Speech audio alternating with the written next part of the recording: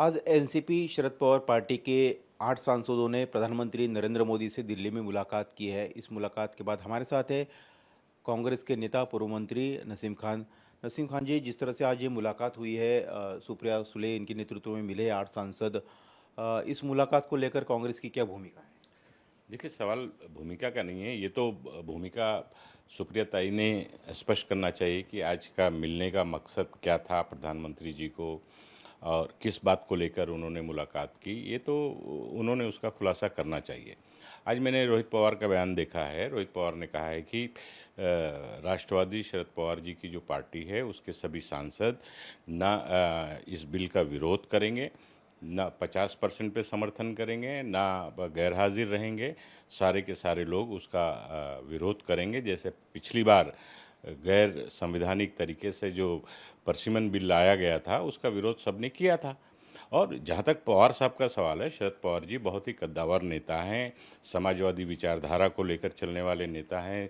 छत्रपति शिवाजी महाराज, शाहू महाराज, अंबेडकर, फुले की विरासत को आगे ले जाने वाले नेता हैं। वो भारतीय जनता पार्टी के गैर संविधानिक लाए जाने वाले बिल को कभी समर्थन नहीं करेंगे, ऐसा हम लोग को विश्वास है। लेकिन सिर्फ रोहित पवार खुलकर बोल रहे हैं, लेकिन पार्टी के दूसरे नेता जो है वो इस पर ये कह रहे हैं कि अभी तक ड्राफ्ट नहीं आया सामने, अभी तक बिल किस तरह से होगा वो नहीं आया। अगर हमारी 50% सीटों की मांग मान ली जाती तो हम विचार कर सकते हैं। इसको लेकर क्या कहेंगे?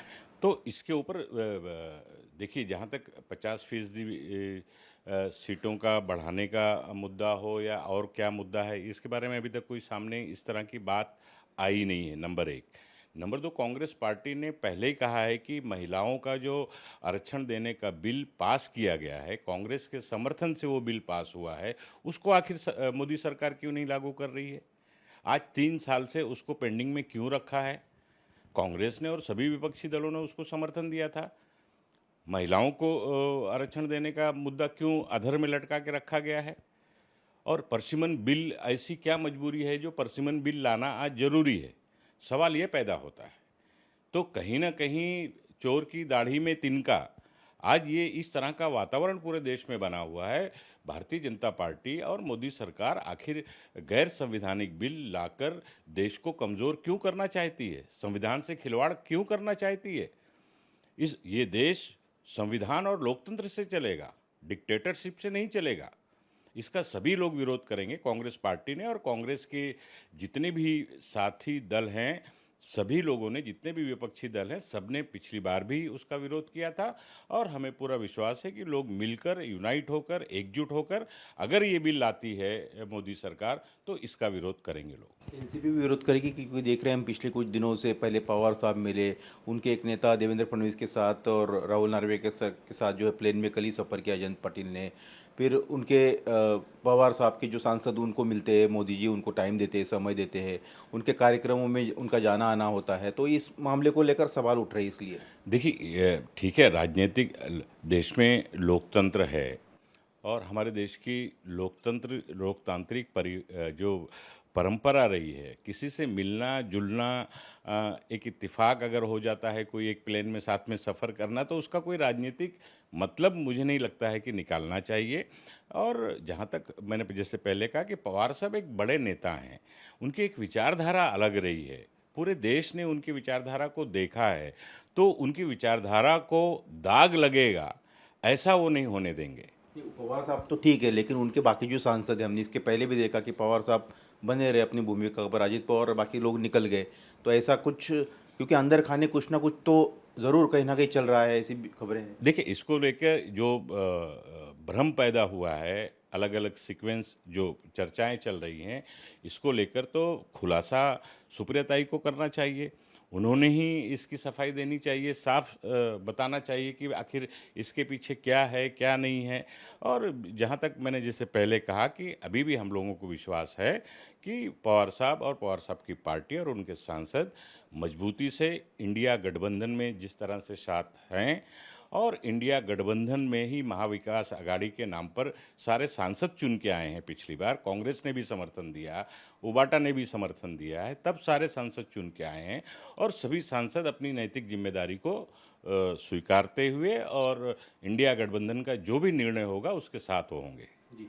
दूसरा सवाल है कि बीजेपी तिरंगा यात्राएं शुरू हो रही है, उनकी मुंबई में भी यात्रा है और उनके नेता ये कहते हैं कि जिस तरह से वंदे मातरम अभी भी जो बिल एक पास हुआ, वंदे मातरम जो है वो मदरसों में अगर नहीं गाया जाता है तो उनको ऊपर खिलाफ कार्रवाई करनी चाहिए, उनकी मदद रोक देनी चाहिए। इन सब बयानों को आप कैसे देखते हैं, तिरंगा यात्रा और ये मदरसों से जो जोड़ कर देखिए, भारतीय जनता पार्टी की ज़मीन पूरे देश में उनके पैर के नीचे से खिसक गई है। देश का युवा, किसान, जवान, देश के सभी नागरिक भारतीय जनता पार्टी के कुशासन के खिलाफ रास्ते पर उतर रहा है।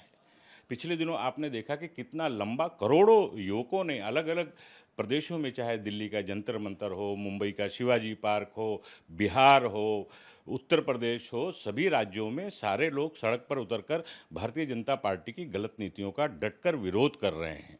आज उनको ज़मीन उनके पैर से खिसकती हुई उनको दिखाई दे रही है।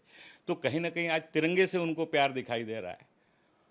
भारतीय जनता पार्टी को तिरंगे से कब से प्यार हो गया है? भारतीय जनता पार्टी संघ की राजनीतिक दल है और उस संघ ने अपने संघ के कार्यालय पे बरसों तक कभी झंडा ही नहीं फहराया तिरंगा। उन्होंने तिरंगे का कभी समर्थन ही नहीं किया था। ये तो आज मजबूरी बनी है तो आज तिरंगे की बात कर रहे हैं।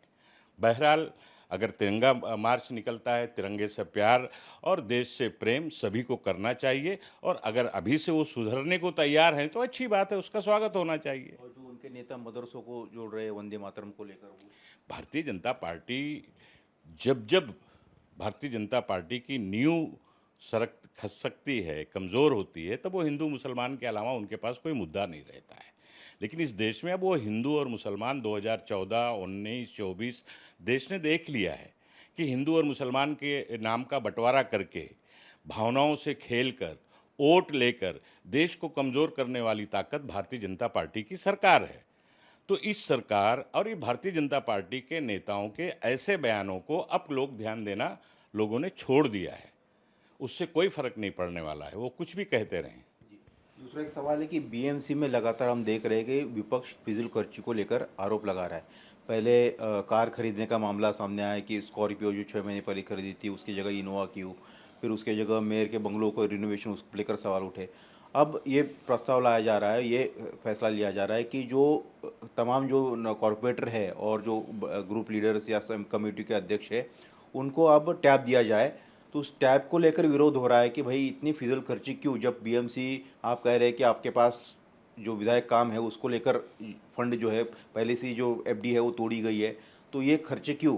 कांग्रेस पार्टी की भूमिका क्या है? देखिए, सबसे पहली बात तो मुंबई की महानगर पालिका एशिया की सबसे बड़ी महानगर पालिका है। मुंबई की महानगर पालिका को अलग अलग रूप में टैक्स देने वाला मुंबईकर ये अपेक्षा करता है महानगर पालिका से कि हमारे इलाके का विकास हो, हमें नागरिक सुविधाएं मिले, बेसिक एमिनिटीज़ हमें मिले, हमें स्वच्छ पानी मिलना चाहिए, सही सड़कें होनी चाहिए, फुटपाथ क्लियर होनी चाहिए, चलने के लिए रास्ते होने चाहिए, गार्डन होने चाहिए, गरीबों के लिए अच्छे स्तर के स्कूल होने चाहिए, अस्पताल होने चाहिए। आज मुंबई में महानगर पालिका के अस्पतालों की दुर्दशा आप देख रहे हैं। गरीब से गरीब आदमी उस अस्पताल में जाने के लिए कतराता है, जाता नहीं है। महंगे अस्पतालों में उसको जाने पर वो मजबूर होता है। बच्चों को अच्छी शिक्षा, गरीबों के बच्चों को अच्छी शिक्षा देने के लिए अच्छे स्कूल नहीं रह गए, स्कूल का स्तर गिर गया है, ड्रॉप आउट होते जा रहा है। लोग हर क्लास से अपने बच्चों को निकाल कर प्राइवेट स्कूलों में डाल रहे हैं क्योंकि शिक्षा का स्तर ही नहीं है। तो सवाल यह है कि सबसे पहले महानगर पालिका को की जिम्मेदारी बनती है कि उसको इस पर ध्यान देना चाहिए, विकास पर ध्यान देना चाहिए, नागरिक सुविधा पर ध्यान देना चाहिए। टैब अगर देते हैं, अगर इम्प्रूवमेंट के लिए कोई काम करते हैं तो कोई बुरी चीज़ नहीं है, लेकिन प्रायोरिटी किसको देनी चाहिए, प्राथमिकता किसको मिलनी चाहिए, किस काम को देनी चाहिए, ये सोचने की ज़रूरत है। और आज मुंबई की महानगर पालिका खसारे में चल रही है। गाड़ी के सौदे हो रहे हैं, रिनोवेशन में पैसे खर्चे किए जा रहे हैं, अलग अलग तरह से पैसे का दुरुपयोग महानगर पालिका में मुंबई की हो रहा है, इसको रोकना चाहिए।